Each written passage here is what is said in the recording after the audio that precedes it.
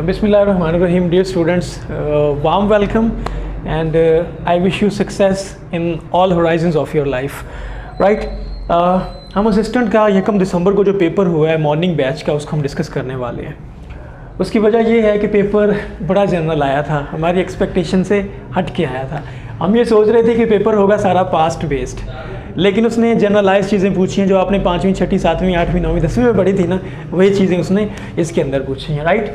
पहला क्वेश्चन था आपका, मकरान कोस्टल हाईवे जो है उसका दूसरा नाम क्या है? तो मकरान कोस्टल हाईवे का दूसरा नाम है N10। राइट? N10। अब देखिए ये मकरान कोस्टल हाईवे बनाई क्यों गई है? मकरान कोस्टल हाईवे इस वजह से बनाई गई है कि जितने भी कंट्री डेवलप होते हैं हमेशा उनकी पोर्ट्स जो हैं उनके डेवलप्ड सिटीज़ के साथ कनेक्टेड होती हैं। अब हमारी पोर्ट कौन सी है? गवादर पोर्ट। गवादर पोर्ट को हमारे कराची मेट्रोपॉलिटन सिटी के साथ कनेक्ट करने के लिए जनाब जो हाईवे बनाई गई उसका नाम है Makran highway. Right? Coastal highway, और N10 इसका नाम है। और इसके अलावा आपको कराक्रम हाईवे का भी क्वेश्चन पूछा जा सकता है। कराक्रम हाईवे का दूसरा नाम कौन सा है? N35 इसका दूसरा नाम है, और चाइना के अंदर जाके इसका नाम मेरे ख्याल N314 हो जाता है। राइट? और कराक्रम हाईवे को फ्रेंडशिप हाईवे भी बोलते हैं, और सबसे इम्पॉर्टेंट बात यह है कि इसकी लेंथ 1300 किलोमीटर है या 810 माइल्स है। राइट? और इसकी कंस्ट्रक्शन स्टार्ट हुई थी 1959 के अंदर, और 1978 या 79 में इसकी कंप्लीशन हुई थी। ओके, उसके बाद जनाब हाँ ये इंपॉर्टेंट चीज़ें थी इस बार इसमें हो गई हैं। When Lord Mountbatten reached India, Lord Mountbatten he was the last viceroy of India. ठीक है, वो मार्च 1947 में पहुंचे थे। माउंटबेटन के साथ दूसरा सवाल ये भी बनता है कि इंडिया के पहले गवर्नर जनरल कौन थे? वो भी लॉर्ड माउंटबेटन थे। ठीक है, इनको प्यार से वो पंडित माउंटबेटन भी बुलाते थे। राइट? और इसी वाइसराय में से क्वेश्चन आता है कि पेनल्टीमेट वाइसराय कौन था? पेनल्टीमेट बोलते हैं सेकंड लास्ट, तो वो लॉर्ड वेवल थे। ओके, और इसके अलावा वाइसराय में से क्वेश्चन बनता है, हाँ फर्स्ट कौन था? लॉर्ड कैनिंग था। लॉर्ड कैनिंग हमारे फर्स्ट वाइसराय थे। राइट? और अगस्त ऑफर किसने दी थी? इसी ने, लॉर्ड लिनलिथगो ने दी थी। किसने? लॉर्ड लिनलिथगो ने अगस्त ऑफर दी थी 1940 के अंदर। राइट? और लॉर्ड लिनलिथगो के बारे में कहा जाता है कि he was the longest serving viceroy in the India. समझ आ गई बात की? चलिए आगे चलें। When Pakistan purchase the nuclear program from France, ये एक्चुअली हमने ख़रीदा कोई नहीं था, हमारा एग्रीमेंट ही हुआ था। एग्रीमेंट के बाद आपको पता है कि फ्रांस के ऊपर यूएस ने प्रेशर डाला और फाइनली ये जो हमारा एग्रीमेंट था ये कैंसिल हो गया था। तो वैसे एग्रीमेंट 1976 में हुआ था। Who was prime minister? Ayub Khan prime minister. कौन था 1976 में हमारा? 1976 में, हाँ खुदा का नाम मनो, 1976 के कौन? जुल्फकार अली भुट्टो था ना। समझ आ गई? जब 20 दिसंबर 1971 में वो प्रेसिडेंट का कलमदान संभालते हैं। ओके, समझ आ गई इस बात की? Largest Muslim country by population कौन सा? और एरिया के लिहाज से सबसे बड़ा? हाँ मिशकात बताएं आप, मुस्लिम कंट्री एरिया के लिहाज से लार्जेस्ट? काज़ाकिस्तान है भाई, काज़ाकिस्तान है। सबसे लार्जेस्ट लैंडलॉक्ड कंट्री भी काज़ाकिस्तान है, सेंट्रल एशियन स्टेट्स में है। टोटल सेंट्रल एशियन स्टेट्स कितनी हैं? 5 सेंट्रल एशियन स्टेट्स हैं। और ये कब बनी थी? जब यूएसएसआर की डिसइंटीग्रेशन हुई थी 26 दिसंबर 1991 के अंदर। Right? First chief minister of west Pakistan कौन था? वेस्ट पाकिस्तान का पहला चीफ मिनिस्टर कौन था जी बताएं? कुछ याद आया? रिपब्लिकन पार्टी से था उसका ताल्लुक, और उसी बंदे की वजह से चौधरी मोहम्मद अली साहब ने रिज़ाइन भी किया था। तो ये डॉक्टर खान साहब थे। डॉक्टर खान साहब का कभी कभार नाम भी पूछ लेते हैं। तो ये खान अब्दुल जब्बार खान साहब इनका नाम था, और ये भाई थे सर बाचा खान के। सर बाचा खान का नाम था खान अब्दुल गफ़ार खान, और इन्होंने ही जनाब फॉर योर काइंड इन्फॉर्मेशन जो हमारी मूवमेंट थी ना, खाकसर मूवमेंट थी, इनायतुल्लाह मशरकी साहब ने स्टार्ट की थी। कौन सी थी? 1932 में जो मूवमेंट इन्होंने स्टार्ट की थी। चले वो आपने देख लेनी जो मूवमेंट इन्होंने स्टार्ट की थी, बल्कि हम डिस्कस करेंगे इसके अंदर। ठीक है, तो first chief minister of west Pakistan कौन थे? डॉक्टर खान साहब उनका नाम था।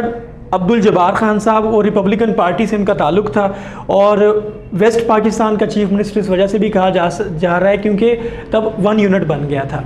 पाकिस्तान 2 यूनिट्स में डिवाइड हो गया था, ईस्ट पाकिस्तान और west Pakistan. Okay, FATA emerge in KP amendment कौन सी थी? फाटा को जब केपीके के अंदर मर्ज किया गया वो कौन सी अमेंडमेंट थी? 25वीं अमेंडमेंट थी जो मई 2018 में क्या हुई? इनेक्ट हुई। ठीक है, तो 25वीं अमेंडमेंट के ज़रिए फाटा को फेडरली एडमिनिस्ट्रेटेड ट्राइबल एरियाज़ को केपीके के अंदर मर्ज किया गया। तो फाइनली अब हमारे पास सेनेट की कितनी सीट्स हैं? 96। और नेशनल असेंबली की कितनी सीट्स हैं? 336। Well done. ओके, मस्जिद ज़रार का जिक्र कौन सी सूरत में है? सूरह तौबा के अंदर है। मस्जिद ज़रार का जिक्र सूरह तौबा के अंदर है, और ये मुनाफिकीन ने बनाई थी। वो यहाँ पे बैठ के मुसलमानों के ख़िलाफ़ विस्परिंग किया करते थे, राइट। तो अल्लाह ताला ने ये हुक्म दे दिया कि उसको जो आके आप जो है ना वो मसमार कर दें। तो मुसलमान जैसे ही जंग से वापस आए तो सबसे पहला काम उन्होंने यही किया। अच्छा, अफ़गानिस्तान के ईस्ट में कौन सा कंट्री है? अफ़गानिस्तान के ईस्ट में पाकिस्तान है, राइट, और उसके वेस्ट में ईरान है। Yes please please come in. Okay, Pakistan के ईस्ट में कौन सा कंट्री है? पाकिस्तान के वेस्ट में ईरान, पाकिस्तान के नॉर्थ ईस्ट में, पाकिस्तान के नॉर्थ वेस्ट में अफ़गानिस्तान, पाकिस्तान के साउथ में Arabian sea. Well done. Okay, अब सवाल ये भी बनता है कि अफ़गानिस्तान के कौन से प्रोविंसेस बॉर्डर शेयर करते हैं पाकिस्तान के साथ? तीन ज़्यादा मोस्ट इंपॉर्टेंट वो कहते हैं। इसमें ननगरहर, पख्तिका और हेलमंद जो हैं, ये 3 प्रोविंसेस शेयर करते हैं बॉर्डर किसके साथ? पाकिस्तान के साथ। ब्लॉकचेन टेक्नोलॉजी किसके साथ एसोसिएटेड है? क्रिप्टो करेंसी के साथ हमारी जो ब्लॉकचेन टेक्नोलॉजी है वो एसोसिएटेड है। ठीक है, उसके बाद ज़ियाउल हक साहब के बाद प्रेसिडेंट कौन बना था?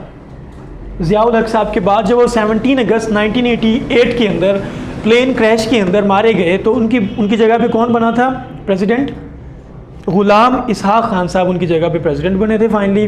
और ये वही गुलाम इसहाक खान साहब हैं जिन्होंने 58(2) भी को इस्तेमाल करते हुए पहले बेनज़ीर भुट्टो की गवर्नमेंट को ओवरथ्रो किया, फिर मियां नवाज शरीफ साहब की गवर्नमेंट को भी इन्होंने ओवरथ्रो किया था। वो तो फॉर्चुनेटली जो है वो कोर्ट ने उसको रिवाइव कर दिया, लेकिन फिर इन दोनों बंदों ने गिव अप करके जनाब वो रिज़ाइन कर दिया। वो was the army chief of Pakistan in 1970। 1970 में कौन था पाकिस्तान का army chief? General Yahya Khan साहब थे। आपको याद होगा कि अक्टूबर 1958 में अयूब खान आते हैं और 25 मार्च 1969 को वो चले जाते हैं। तो 25 मार्च 1969 को अगेन मार्शल लॉ लगता है, और वो कौन लगाते हैं? जनाब आगा मोहम्मद याह्या खान साहब लगाते हैं। और फाइनली वो गिव अप करते हैं 16 दिसंबर 1971 को, जब हमारा मुल्क तो लख्त हो जाता है। उसके बाद 20 दिसंबर 1971 को एज ए प्रेसिडेंट कौन आते हैं? जुल्फ़िकार अली भुट्टो साहब, और वो पहले सिविलियन चीफ मार्शल एडमिनिस्ट्रेटर भी बनते हैं प्रेसिडेंट के साथ साथ। Who gave the last bath to the prophet peace be upon him? आप सल्लल्लाहु अलैहि वसल्लम को आखिरी गुस्ल किसने दिया था? हज़रत अली कर्रमल्लाहु वजहहु। Okay, what is the meaning of profit? Profit का मतलब क्या होता है? मैसेंजर, पैगाम को पहुंचा देने वाला, ये प्रॉफिट होते हैं जी। विच प्रेसिडेंट गेव या इम्पोज्ड शरिया लॉ? शरिया लॉ किसने दिया था? कौन से प्रेसिडेंट ने? ज़ियाउल हक ने। इस्लामाइजेशन उसी ने की थी ना, इस्लामिक ऑर्डिनेंस लेके आए थे वो। मैंने आपको 3-4 ऑर्डिनेंस लिखवाए थे। नेशनल बर्ड ऑफ पाकिस्तान कौन सा है? चिकोर। नेशनल एनिमल कौन सा है पाकिस्तान का? मारखोर। ओके, शाबाश। उसके बाद स्टैच्यू ऑफ लिबर्टी कहाँ पे है? स्टैच्यू ऑफ लिबर्टी न्यूयॉर्क के अंदर, राइट। ये फ्रांस ने गिफ्ट किया था यूएस को, क्योंकि ये दोनों कॉलोनीज रहे थे किसकी? यूके की। तो जब उन्होंने आज़ादी हासिल की तो उन्होंने as a sign of freedom and democracy जो है ना यूएस को ये गिफ्ट किया था 1886 के अंदर, ठीक है। और ये न्यूयॉर्क स्टेट के अंदर है जनाब। आगे हमारे पास है जी आईफल टावर, कहाँ पे है? फ्रांस के अंदर है, ठीक है। और आईफल टावर को one of the modern 7 wonders of the world भी कहा जाता है, ठीक है। दुनिया के जो मॉडर्न 7 अजूबे हैं उनके अंदर एक आईफल टावर भी है। कैपिटल ऑफ ऑस्ट्रिया, ऑस्ट्रिया का कैपिटल कौन सा है? वियना, ठीक है। और आपको पता है कि वर्ल्ड वार 1 से पहले ऑस्ट्रिया हंगरी एक एम्पायर हुआ करती थी, उसके बाद ये टूट गई थी। ऑस्ट्रिया सेपरेट हो गया, वियना सेपरेट हो गया। अच्छा, वर्ल्ड वार 1 की सबसे बड़ी वजह क्या बनी थी? वर्ल्ड वार 1 की पहली वजह क्या थी? ऑस्ट्रो हंगेरियन एम्पायर का जो शहजादा था, प्रिंस था, आर्कड्यूक फ्रांस फेर्डिनेंड को कत्ल कर दिया था एक सर्ब ने, ठीक है। वो भी आज़ादी के जियाले थे, तो एक सर्बियन ने फ्रांस फर्डिनेंड को जब कत्ल किया था तो उसकी वजह से जो है ना उन्होंने वार इम्पोज कर दी थी इनके ऊपर।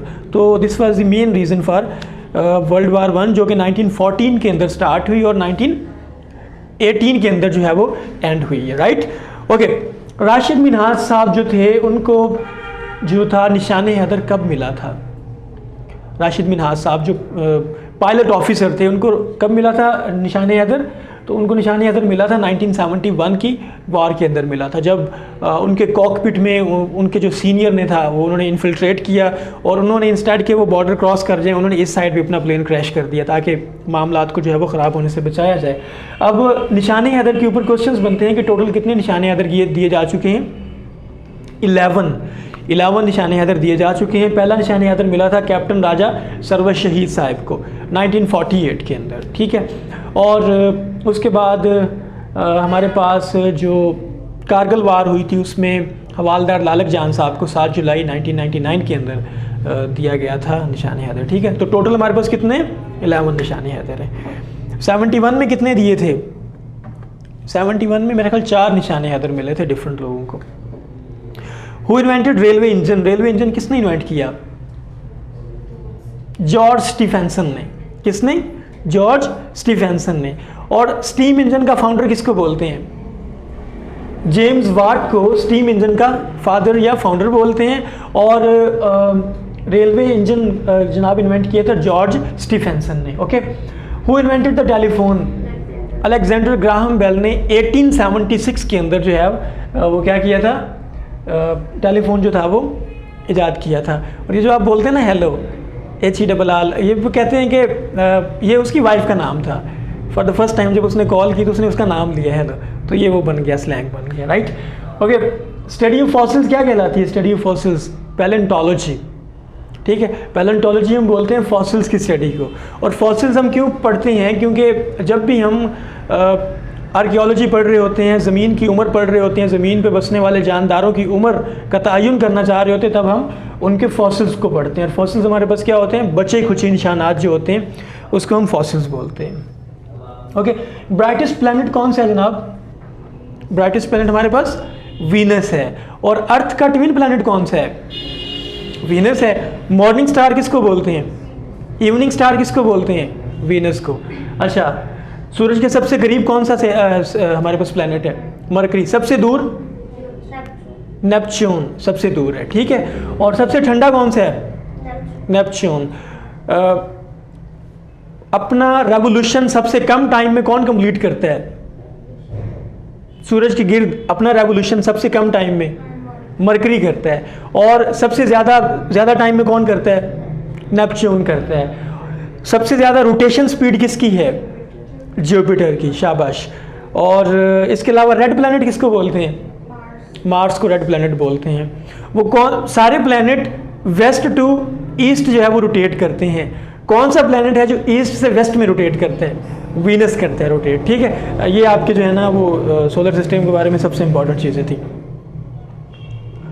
ओके। सबसे पाकिस्तान का बिगेस्ट फोर्ट कौन सा है? रानी कोट फोर्ट है पाकिस्तान का सबसे बिगेस्ट फोर्ट, और ये जामशोरो डिस्ट्रिक्ट के अंदर है। कहाँ पे? जामशोरो डिस्ट्रिक्ट के अंदर मौजूद है, ओके। वुमेंस डे कब सेलिब्रेट करते हैं हम? 8 मार्च को। अक्सर वो औरत मार्च भी कभी कभार स्टार्ट होती है पाकिस्तान में 8 मार्च में, ठीक है। तो 8 मार्च वुमेंस डे है। ह्यूमन राइट्स डे कब सेलिब्रेट किया जाता है? 10 दिसंबर को।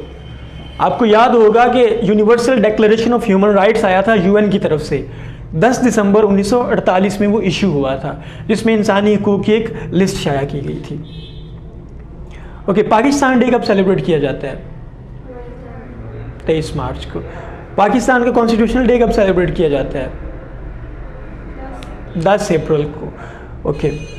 मुझे अब ये बताएं जनाब कि यौम तकबीर कब सेलिब्रेट किया जाता है? 28 मई को। अच्छा, डिफेंस डे कब सेलिब्रेट किया जाता है? 6 सितंबर को। शाबाश। ओके, नंबर ऑफ ज़कात मसारिफ, ज़कात के मसारिफ कितने हैं? 8 हैं, ठीक है। और ये सूरह तौबा के अंदर आए हैं, राइट। ये जितने भी मसारिफ हैं इनको आपने गौर से पढ़ लेना है, क्योंकि वो इस्लामियात के अंदर सवाल पूछता है कि गारमीन का क्या मतलब है। मतलब कि गारमीन किसे बोलते हैं? वो कर्जदार हैं या ग़ुलाम को आज़ाद करना, ठीक है। तो ये 8 जो हैं मसारिफ आप लोगों ने पढ़ लेना है गौर से। इस पर कमीशन ये भी सवाल पूछता है जो ज़कात के मसारिफ हैं वो कौन सी सूरत में आए हैं? तो सूरह तौबा के अंदर आए हैं, राइट। डिजिटल कंप्यूटर किसने इन्वेंट किया था? किसने? जॉन विंसेंट एडनसॉफ ने किया था डिजिटल कंप्यूटर। और जो पहला डिजिटल कंप्यूटर आया था 1945 में या 46 में, उसका नाम था ENIAC, electronic numerical integrator and computer, ठीक है। और फादर ऑफ कंप्यूटर किसे बोलते हैं? Charles Babbage, right. उसके बाद मुझे ये बताएं कि कीबोर्ड किसने ये फार्मुलेट किया था? क्रिस्टोफर शोल्स ने किया था।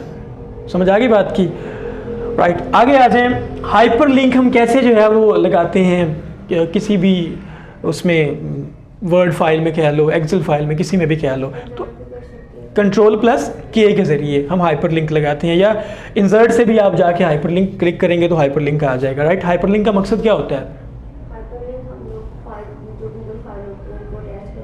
हाँ जी, एग्जैक्टली। मतलब आप किसी वेबसाइट पर डायरेक्ट पहुंचना चाहते हैं तो हाइपर लिंक लगा दो, उस पर क्लिक करोगे तो आप फ़ौरन उधर ही पहुंच जाओगे वेबसाइट के ऊपर। ये हमारे पास क्या होता है?